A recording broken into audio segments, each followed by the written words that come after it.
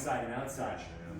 Okay, so if we're talking about chops and using them, it's not a tool we're using a whole lot, but I'll use just a standard chop from my frame up, wherever I'm at. I can now chop him in the neck here. I'm squared up, or I'm teed off on him here that we square back up. I'll use chops all the time. Do I like hammer fists? Absolutely, but we're talking chops, penetrating. You get all of that pressure on a narrow surface. Now, if I'm thinking just chops, and we'll just say the guy's hands were slightly down and we can get that good visual, I have my inside chop, and again, boom, hit. This is not a chop. And I'm coming in, boom, and chopping. Boom, here. And my hand might be coming slightly down if I'm taller, they're a little bit lower. But I have an inside chop and outside, right? It's going outside my body. That's how you mix those up from here, because I can, boom, do an inside chop, boom, and then an outside chop. It just depends on your hand. Sometimes people get a little mixed up of what's an inside and what's an outside. Power's coming in, out. Anything going out and away from me is an outside chop. If it's coming in to the side, it's an inside chop. Are there any questions on chops? Yeah. Either one of them, right? It's the power in the hip, and they can penetrate. You know, you have your hands up, and from here, boom, I'll chop right in between their hands. And sometimes that just coming at a little bit different angle can mess some people up. It's a little bit different timing than a straight punch. Coming in. It's tough to do with your boxing gloves on, obviously, but chops. That targeting of the neck, is that because of the carotid artery there? Yeah, I'm chopping a lot to the neck, but I will chop into the eye and cut. See it, you're hitting and you're cutting.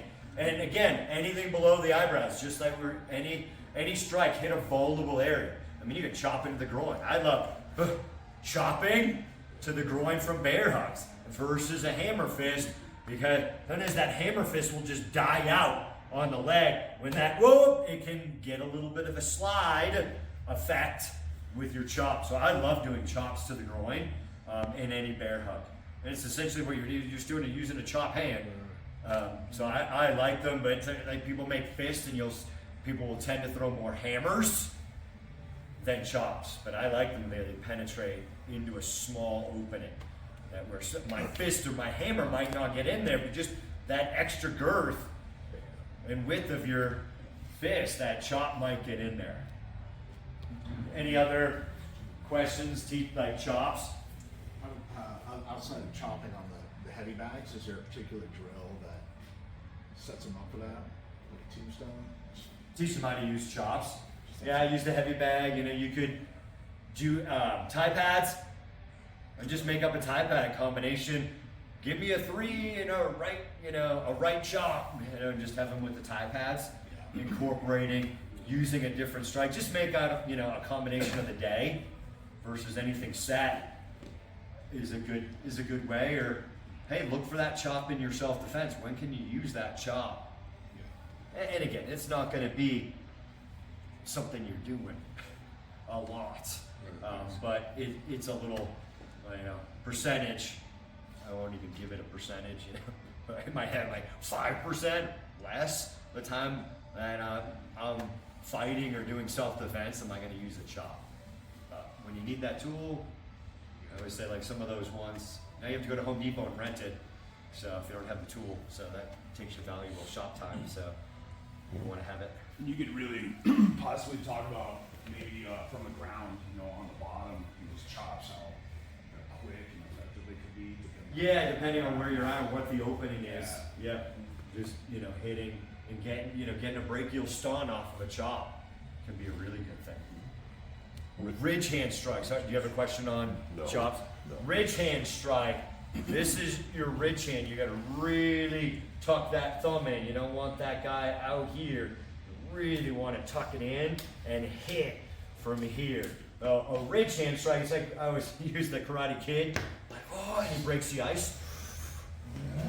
Here. That's a great Ridgehand when you have a piece of wood. Or stay there, don't move. Don't move, I'm gonna Ridgehand strike you, right? If he's up in a fight position here, and I have an opening, right? Ben's gonna be a kind of a sloppy fighter for here, otherwise I don't have it. Then I'm gonna come in, and I'm gonna Ridgehand here. See my hip turnover? See where it's coming? Boom, and I turn over. And again, everything I like to hit to the neck, the jaw's great. You know, blast him in the ear with that. Here, keep that thumb tucked in, and the power is from that hip. Versus, you're gonna see that guy coming. If I come out here, he sees that. Is he gonna have a boatload of power? Absolutely.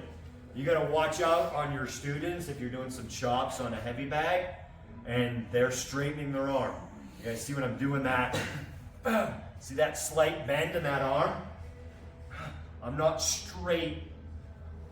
There's that straight, slight bend in my arm, so you're not risking hyperextending your elbow. Especially when you're working on a heavy bag. Not that you couldn't hyperextend it on a person, but when you go into their head, it's not as planted as an MMA bag or hitting something really solid. You gotta watch out for your students that they don't hyperextend and they're set up on a Ridgehand strike, that they don't get all Karate Kid and have that arm totally straight and now they hyperextend and you know you're gonna get a guy gonna haul off on that thing.